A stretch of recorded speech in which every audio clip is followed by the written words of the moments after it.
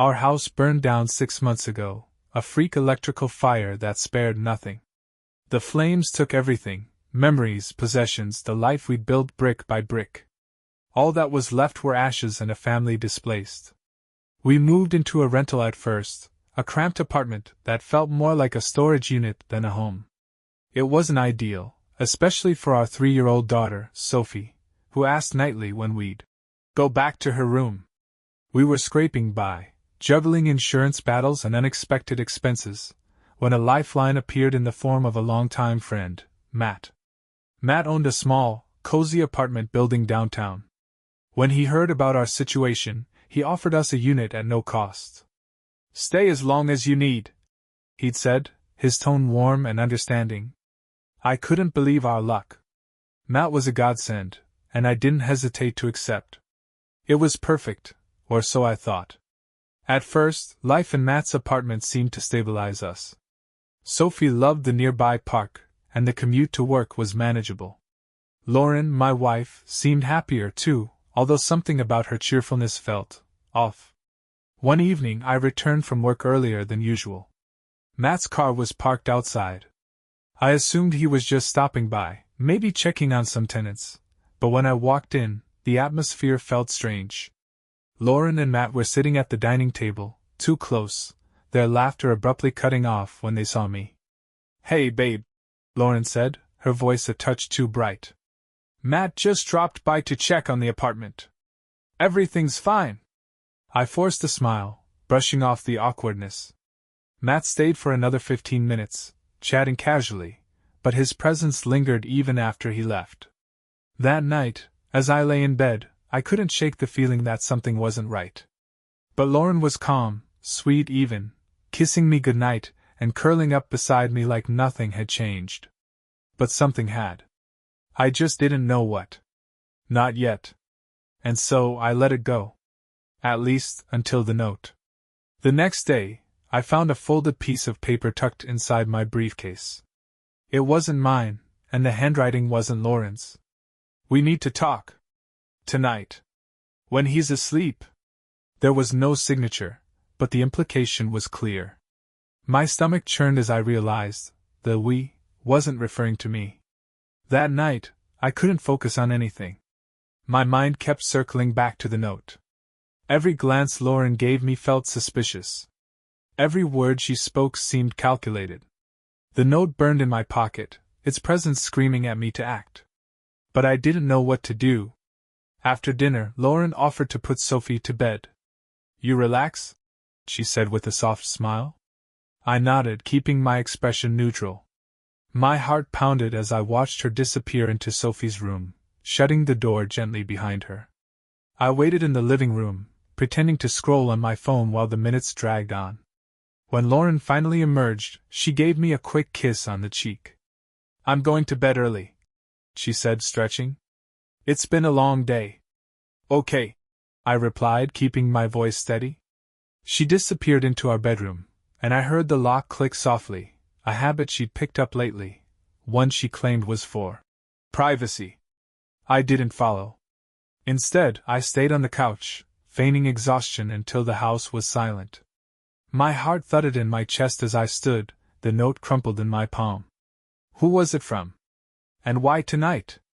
I paced the apartment, racking my brain for answers, until headlights washed over the curtains.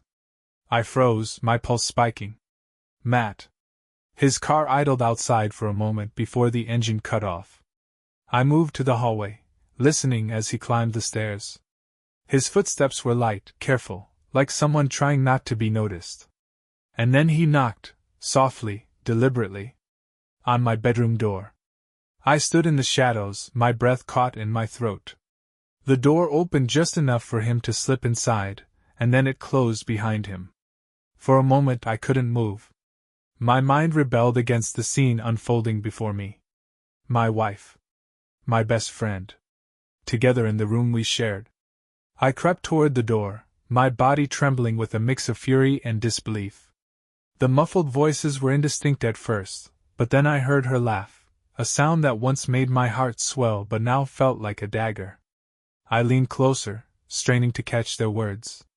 "You said you'd handle it," Matt hissed, his tone low and urgent. I'm trying, Lauren whispered back. But he's suspicious. I can't just. Lauren, Matt interrupted, his voice sharp. I don't care how you do it. If he finds out, you're both out. Him, you, and Sophie. No more favors. My blood turned to ice. Was this blackmail? Was Matt using the apartment as leverage to force her into something? I had to stop myself from kicking the door open right then and there. Every muscle in my body screamed for confrontation, but my mind held me back. Not yet. I needed to know the full story. Quietly, I retreated to the living room, my fists clenched and my breathing ragged. My thoughts raced as I pieced together what little I knew. The fire. The apartment. Matt's generosity. Lauren's sudden mood swings. It all started to make sense. And I realized two things. First, my wife was being manipulated. And second, they both thought I was too blind to notice. But they were wrong. The night stretched on, the weight of what I'd heard pressing down on me like a crushing force. I stayed on the couch, pretending to be asleep when Matt finally left. Lauren didn't follow him out. Instead, she crept back into our bedroom, the door closing softly behind her. For hours, I lay awake, staring at the ceiling. Rage, betrayal, confusion, they fought for space in my head, but one thought kept rising above the noise. They think I'm oblivious. Let them think that. I couldn't confront them, not yet. If Matt was blackmailing Lauren, I needed proof. And if Lauren was willingly complicit, I needed more than just anger to destroy them both. The next morning, Lauren acted like nothing had happened. She hummed softly as she made breakfast, her face calm and unbothered. Sophie babbled happily at the table, and for a brief moment, the normalcy of it all made me question what I'd heard. But then Lauren's phone buzzed on the counter. Her hand darted out to grab it before I could glance at the screen. She quickly silenced the notification and slipped the phone into her pocket, her movements too quick to be casual. Who was that? I asked, keeping my tone light. Work, she replied, not meeting my eyes. I forced a smile. Busy day ahead? Always, she said, her voice breezy. I didn't press further. Instead, I focused on my own plan. Over the next few days, I became the perfect husband. I was attentive, cheerful, and supportive, everything Lauren expected me to be. And in return, she relaxed. The tension in her shoulders eased, her smiles became more genuine, and she even started initiating affection again. It was all a facade, of course. For both of us. In the meantime, I started digging. While Lauren was out, I went through her phone. She was meticulous, deleting messages and clearing her call log, but no one's perfect. I found a series of messages under an alias in her contacts. The conversations were vague, carefully worded, but the tone was unmistakable. We need to talk. Can I come by tonight? Lauren. Not tonight. He's been watching me too closely. Soon. My stomach churned as I read the exchange. She wasn't just being blackmailed, she was keeping secrets willingly. But that wasn't all I found. In her email, hidden under a folder labeled Receipts, I discovered a series of payment confirmations. Hundreds of dollars transferred to a private account in Matt's name. Why was she paying him? The pieces were starting to fall into place, but I needed more. Something definitive. That evening, I set up a small camera in the living room, hidden discreetly behind a plant. It wasn't something I ever thought I'd do, but I was past the point of hesitation. If Matt and Lauren were conspiring behind my back, I was going to catch them. 2 nights later, it happened. Matt showed up late, well after Sophie was asleep. I sat in the car outside the building, watching through the camera feed on my phone as Lauren let him in. Their voices were hushed, their body language tense. You can't keep dragging this out, Matt said, pacing the room. He's going to figure it out. And then what? Lauren shot back, her tone sharp. He's my husband, Matt. I can't just. Your husband is freeloading in my apartment, Matt interrupted. You think I'm doing this out of the kindness of my heart? I'm not. I want what I'm owed. Lauren crossed her arms, her voice dropping to a dangerous whisper. And what if I don't? Matt smirked, his confidence infuriating.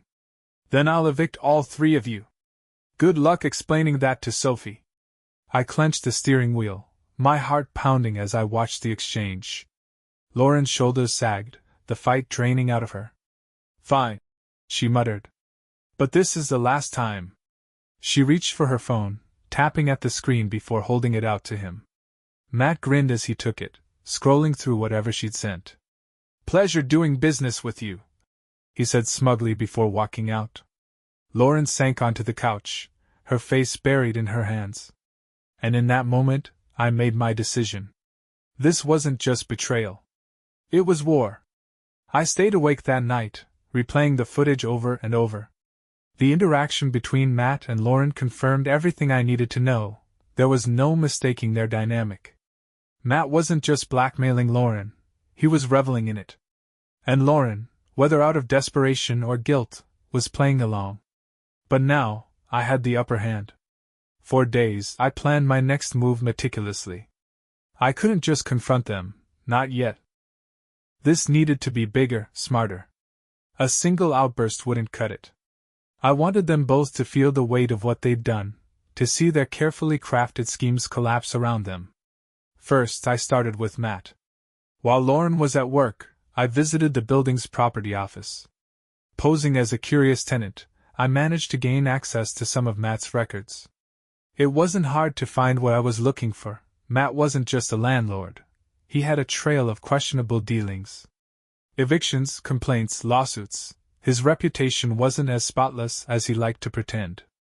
I also reached out to a private investigator, someone discreet who could dig deeper into Matt's finances. Within a week, the PI uncovered what I suspected. Matt was using his properties to extort vulnerable tenants. He'd done it before, and Lauren wasn't the first. Next, I turned my attention to Lauren. I went through her phone again, this time with more precision. I found another hidden folder in her gallery, pictures of Matt, screenshots of payments, and even a recording of a voicemail where Matt threatened to make her regret crossing him.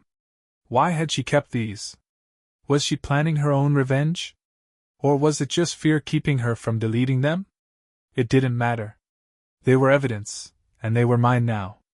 Finally, I set the stage for my trap. The camera in the living room wasn't enough anymore. I added another in the kitchen, one in the hallway, and one in our bedroom. It felt invasive, wrong even, but the stakes were too high for hesitation. If there was more to their arrangement, I was going to find out. And I didn't have to wait long. The confrontation began 2 nights later. I pretended to work late, staying parked in my car with the camera feeds open on my phone. Just after 9 p.m., Matt arrived again, looking as smug as ever. Lauren let him in without hesitation. This time, their conversation was heated. This has to stop, Lauren said, her voice trembling. I can't keep doing this. Matt laughed, a cruel, hollow sound. You don't have a choice, Lauren. Unless you want to see your husband and daughter on the street. Lauren's jaw tightened, her fists clenched. I've already given you enough. The money, the favors, when does it end? It ends when I say it does, Matt replied, leaning closer. His voice dropped, his words dripping with venom. Unless you're ready to tell him the truth. You think he'll forgive you after this? He won't. I felt the blood rush to my head, my fury barely contained. Every word Matt said confirmed what I already knew, but hearing it still hit like a hammer. Lauren turned away, her voice breaking.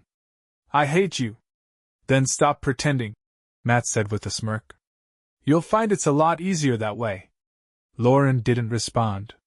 She just stood there, silent and defeated, as Matt grabbed his coat and left. I waited until he was gone before stepping out of the car. The cold night air felt sharp against my skin as I approached the apartment. Lauren was sitting on the couch, her face buried in her hands. She didn't even look up as I walked in. Rough night? I asked, my voice calm. She flinched, her head snapping up to meet my gaze. "Oh, you're back early," she said, forcing a smile. I didn't return it.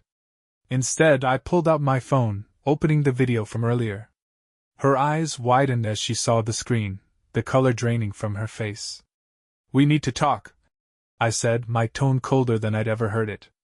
Lauren opened her mouth to respond, but no words came. She knew. And now so did I.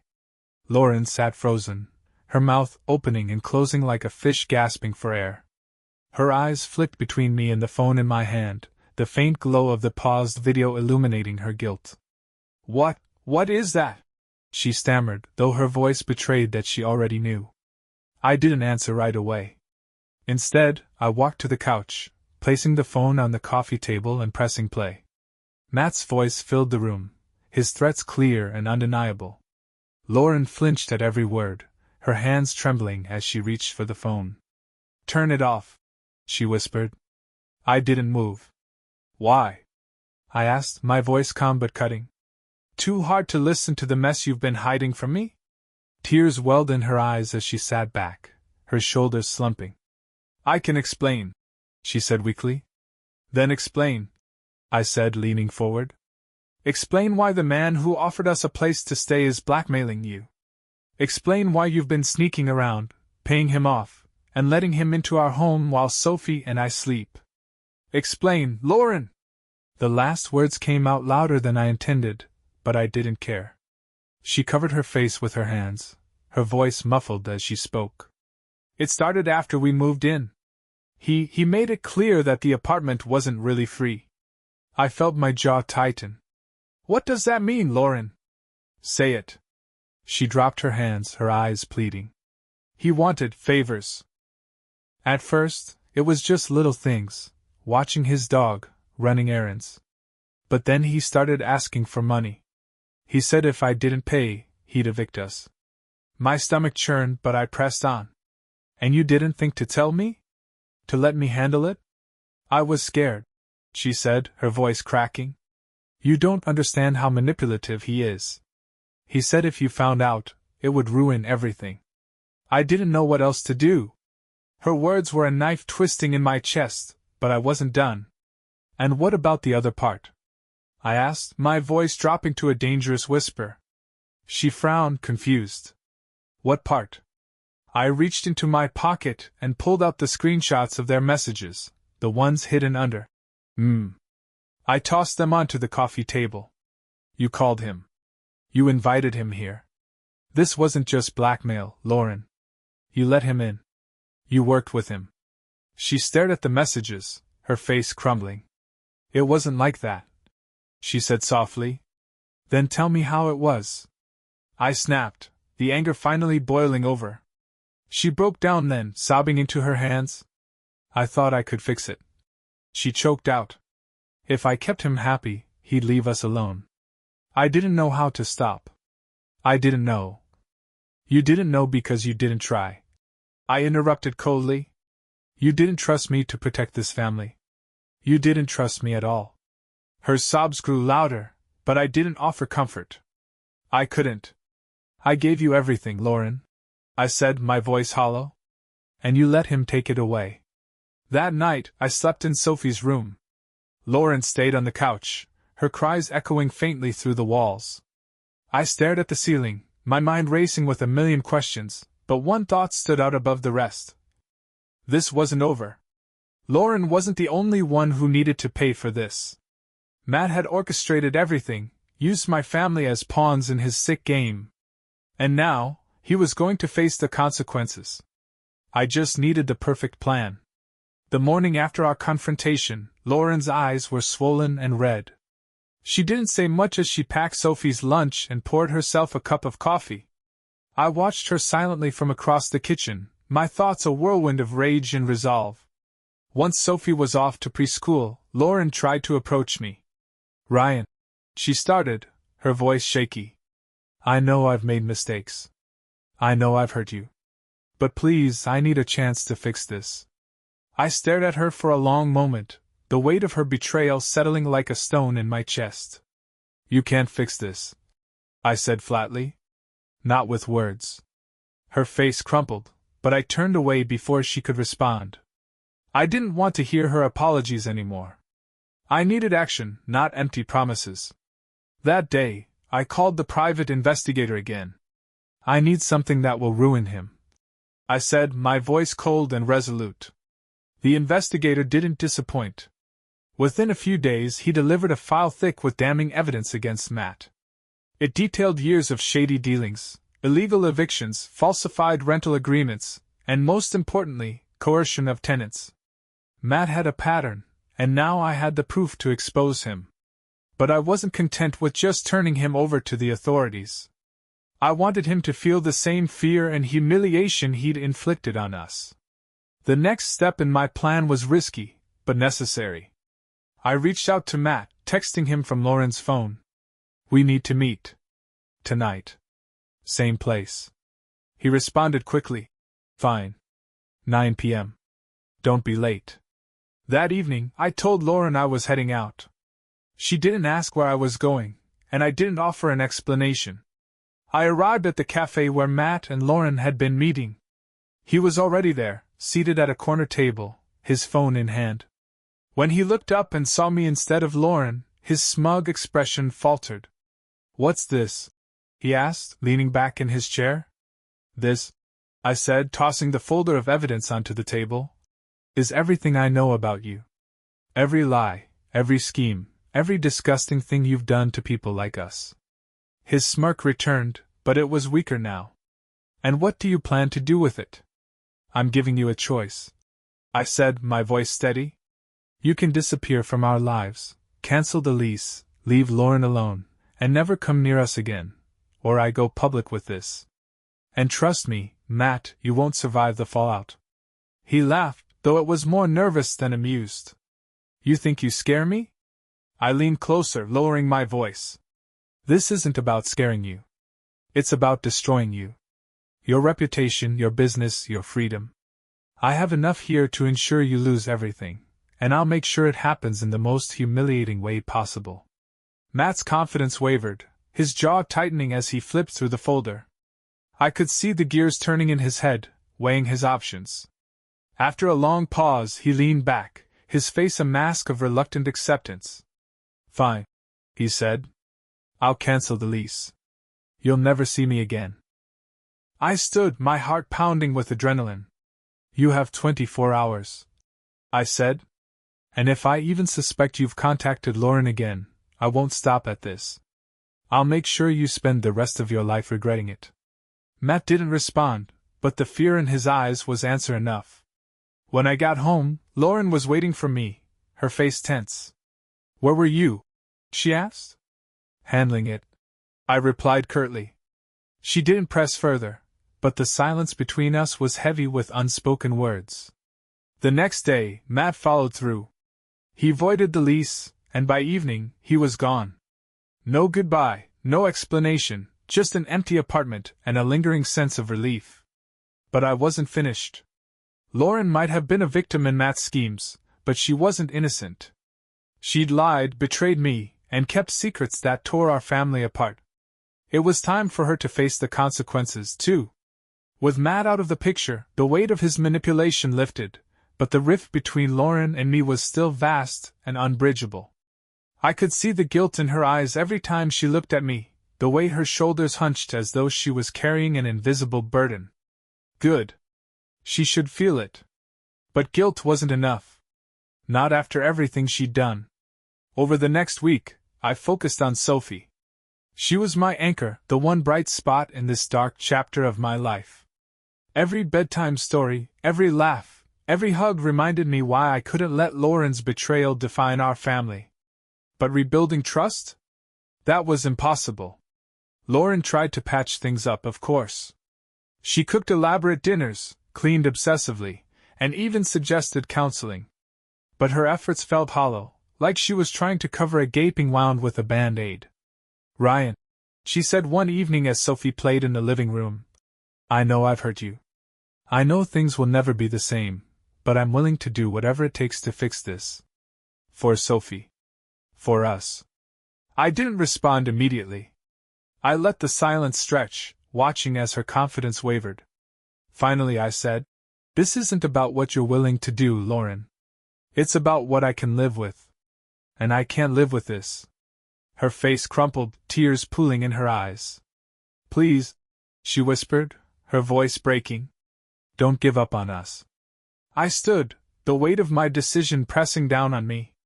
"You gave up on us the moment you let Matt into our lives." Lauren's sobs followed me as I walked away, but I didn't turn back. The next day, I met with a divorce lawyer. I laid everything on the table: the blackmail, the lies, the evidence I'd gathered. The lawyer was sympathetic but direct. "With the evidence you have," she said, "you'll have no trouble securing custody of Sophie. The court will see that you acted in her best interest." That was all I needed to hear. I filed the papers that afternoon, knowing there was no turning back. Lauren would fight, of course. She'd plead, argue, and try to paint herself as the victim. But the truth was on my side, and I wasn't going to let her drag Sophie into her mess. When I handed Lauren the papers that evening, she looked at me like I'd just shattered her world. "Divorce?" she said, her voice trembling. "Ryan, no. We can fix this." "We can." "This isn't fixable, Lauren," I interrupted coldly. "You made your choice. Now I'm making mine." Her tears flowed freely, but I felt nothing. The part of me that once loved her, trusted her, was gone. All that remained was the determination to protect Sophie from the fallout. The weeks that followed were a blur of court hearings and negotiations. Lauren tried to fight for custody, but her involvement with Matt worked against her. The judge saw through her excuses, awarding me full custody with Lauren granted limited visitation. When the final ruling came down, Lauren broke down in the courtroom, her sobs echoing in the sterile silence. I felt a pang of something, sympathy, maybe, but it was fleeting. This was her doing, after all. That evening, as Sophie and I settled into our new routine, I felt a strange sense of peace. The chaos, the lies, the betrayal, they were behind me now. But as I tucked Sophie into bed, she asked me a question that made my chest ache. "Daddy," she said softly, "why doesn't Mommy live with us anymore?" I hesitated, brushing a strand of hair from her face. "Sometimes grown-ups make mistakes," I said carefully. "But no matter what, your Mommy and I both love you very much." She nodded, satisfied with my answer, and drifted off to sleep. As I watched her, I made a silent promise: no matter what happened, I would give her the stability and love she deserved. Lauren was out of my life now. But the consequences of her choices? Those would linger forever. Life after the divorce was quiet at first, eerily so. With Lauren gone, the apartment felt like a hollow shell of what it once was. I poured everything I had into Sophie, making sure she felt loved and secure. Lauren, on the other hand, was unraveling. She called constantly, leaving voicemails that swung wildly between desperation and anger. She begged for more time with Sophie, accused me of turning our daughter against her, and even tried blaming Matt for everything that had happened. But I didn't engage. I ignored her calls, let my lawyer handle the custody arrangements, and focused on moving forward. Until one night, when everything changed. I was putting Sophie to bed when my phone buzzed with a notification. At first I ignored it, but something about the timing nagged at me. Once Sophie was asleep, I checked my phone, and my stomach dropped. It was an email from Matt. The subject line read, "The truth about Lauren." Against my better judgment, I opened it. Inside was a short message. "You think you know everything, but you don't. She lied to both of us. Thought you should see this." Attached was a video file. My hands trembled as I pressed play. The footage was grainy but unmistakable, Lauren and Matt, sitting together in his office. "I told you I can't keep paying you," Lauren said, her voice panicked. "You'll figure it out," Matt replied, leaning back in his chair. "Unless you want me to tell Ryan about the fire." My blood ran cold. Lauren froze on screen. "You wouldn't." Matt smirked. "Wouldn't I? It was your idea, Lauren. All I did was give you the matches."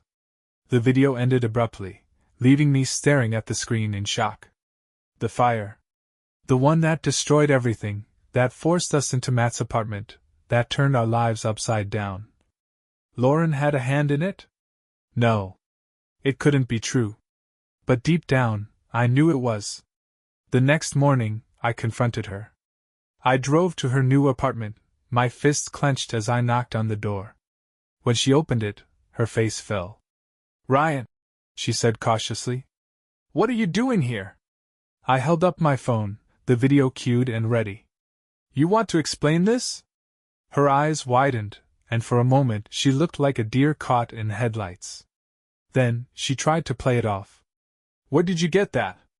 "That's not an answer," I snapped. "Is it true? Did you have something to do with the fire?" She hesitated, and in that moment I saw the guilt written all over her face. "I didn't mean for it to happen," she said quietly. "It wasn't supposed to." "Not supposed to what?" I cut her off, my voice rising. "Burn down our house? Destroy everything we owned? Force us into that manipulative bastard's apartment?" Tears streamed down her face as she tried to explain. I thought if we lost the house, we'd get the insurance money. I just wanted us to start over." "You thought arson was the solution?" I shouted, my anger boiling over. "Do you realize what you've done? You put Sophie's life at risk. You destroyed everything, Lauren."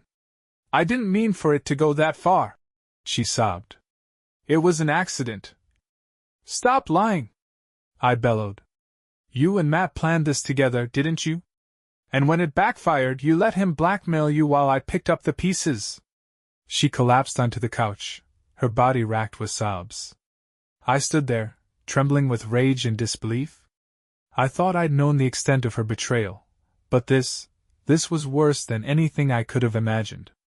"Do you even care about anyone but yourself?" I asked, my voice cold. She looked up at me, her eyes red and swollen. "I made a mistake, Ryan. A terrible mistake. But I love you, and I love Sophie. Please, please don't take her away from me." I shook my head, disgusted. "You lost the right to call this a family the moment you lit that match." I left without another word. That night, I sat in the silence of my apartment, trying to process everything. The fire. The blackmail. The lies. Lauren had ruined our lives in ways I hadn't even thought possible. And now, she was begging for forgiveness she didn't deserve. But forgiveness was out of the question. I opened my laptop and sent the video to my lawyer, along with a simple message. "We need to talk." Lauren wasn't just going to lose custody. She was going to lose everything. The days following my discovery of the video were a blur of meetings, paperwork, and quiet rage. I felt like a puppet on a string, my actions controlled by a simmering fury that refused to subside.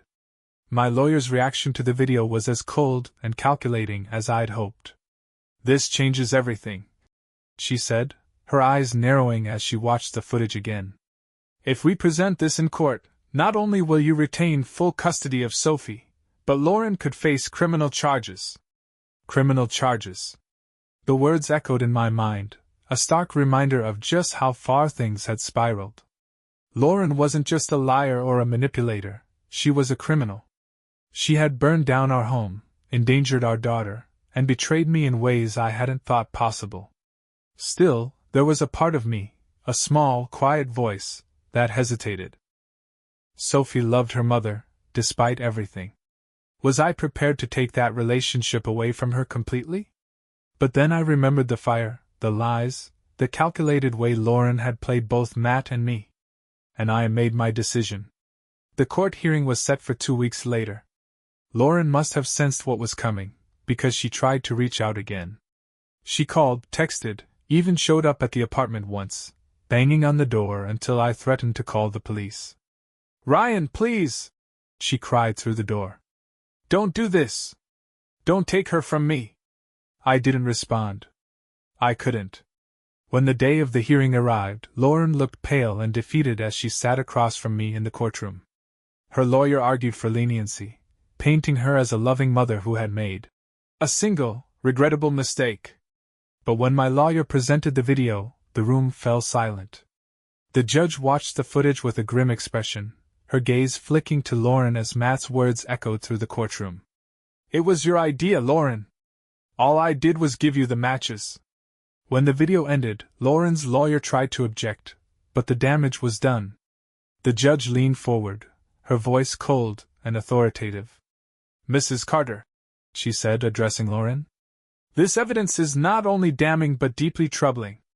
Your actions have demonstrated a complete disregard for the safety and well-being of your family." Lauren broke down, sobbing into her hands, but the judge didn't waver. "In light of this evidence, I am awarding Mr. Carter full custody of the minor child, Sophie Carter. Furthermore, I am recommending that the district attorney review this case for potential criminal charges." The gavel fell, and it was over. Lauren was escorted out of the courtroom, her shoulders slumped in defeat. She didn't look back at me. The weeks that followed were a strange mix of relief and sadness. Sophie adapted quickly to the new routine, her resilience reminding me why I had fought so hard to protect her. Lauren, on the other hand, faded from our lives. She was allowed supervised visitation, but she didn't show up for most of them. When she did, she looked hollow, like a shadow of the woman I had once loved. I tried not to think about her, focusing instead on building a new life for Sophie and me. We moved into a small but cozy house, far from the memories of the fire and Matt's apartment. It wasn't easy, but it was ours. One evening, as Sophie played in the backyard, I sat on the porch with a beer, watching her chase fireflies. The past few months had been brutal, but in that moment, I felt something I hadn't in a long time: peace. Lauren's lies had broken me, shattered the life I thought I'd built. But they hadn't destroyed me. I had Sophie. I had a fresh start. And for the first time in months, I allowed myself to hope for the future. But the past has a way of catching up when you least expect it. And Lauren wasn't finished yet. It happened on a crisp autumn morning, months after the custody battle had ended. Sophie and I had finally found our rhythm, settling into our new home and routine. She was thriving at preschool, making friends and bringing home messy fingerpaint masterpieces that covered our refrigerator. Life felt steady, normal even. But peace is fragile. The first sign that something was wrong came in the form of a knock at the door. A man in a dark suit stood on my porch, holding an envelope with my name scrawled across the front. "Mr. Carter?" he asked. I nodded, my stomach tightening. "You've been served," he said, handing me the envelope before walking away without another word. I opened it with trembling hands, the weight of the contents sinking in as I read. Lauren was suing for custody. I immediately called my lawyer, who confirmed the legitimacy of the filing. "She's claiming she's turned her life around," the lawyer said. "She's alleging that you're withholding Sophie from her out of spite and that her supervised visits were unfairly limited." My mind reeled. Lauren had barely shown up for her scheduled visits, and when she did, Sophie hardly recognized her. This was a desperate move, one I hadn't seen coming. "She doesn't have a case," I said, trying to steady my voice. "Maybe not," the lawyer replied. "But she's using the system to rattle you. Be prepared for a fight." The weeks leading up to the hearing were tense. Lauren began showing up to her scheduled visits, acting like the doting mother she hadn't been in months. She brought gifts for Sophie, tried to charm the court-appointed supervisor, and even enrolled in a parenting course to bolster her image. Her efforts infuriated me, but I kept my cool. I gathered evidence, including records of her missed visits and the video that had sealed the first case. But Lauren had a trump card of her own. The day of the hearing arrived, and I walked into the courtroom with confidence. My lawyer was armed with a mountain of evidence proving that Sophie's stability and happiness were rooted in our current arrangement.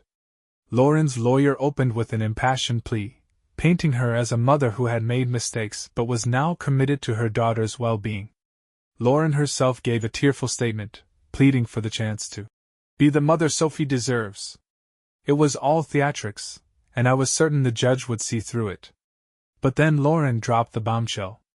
"I want to present new evidence," her lawyer said, handing the judge a folder. My heart sank as I watched the judge flip through the pages. "Mr. Carter," the judge said, her gaze sharp. This evidence alleges that you distributed private footage of Mrs. Carter and another individual to third parties without their consent. Is this true? My stomach dropped. Lauren had found a way to weaponize the video I'd sent months ago, the one that exposed her affair with Matt. It was to demonstrate her infidelity, my lawyer argued. And yet, Lauren's lawyer countered, it was sent to her employer, her friends, even her family. This was an act of malice, not necessity. The judge's expression hardened. This is a serious accusation. While it doesn't negate the previous ruling, it does raise questions about Mr. Carter's judgment.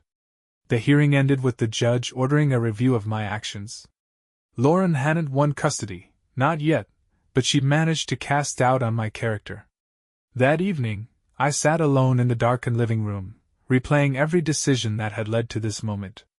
My anger, my need for revenge, it had all backfired. I thought I was breaking Lauren. Instead, I'd given her the ammunition to fight back. The next day, I received a call from my lawyer. The review is still pending, but we've got a strong case to counter their claims, she said. I'm tired of fighting, I admitted. Ryan, she said firmly, this isn't just about you. It's about Sophie. And you've been a rock for her through all of this. Don't let Lauren's gains shake you. Her words lit a fire in me. I couldn't let Lauren win, not for me, but for Sophie. The final hearing came 3 weeks later. I presented my case calmly, sticking to the facts. Lauren tried to paint me as vindictive, but her past actions still loomed large. When the ruling came down, it was decisive. I retained full custody.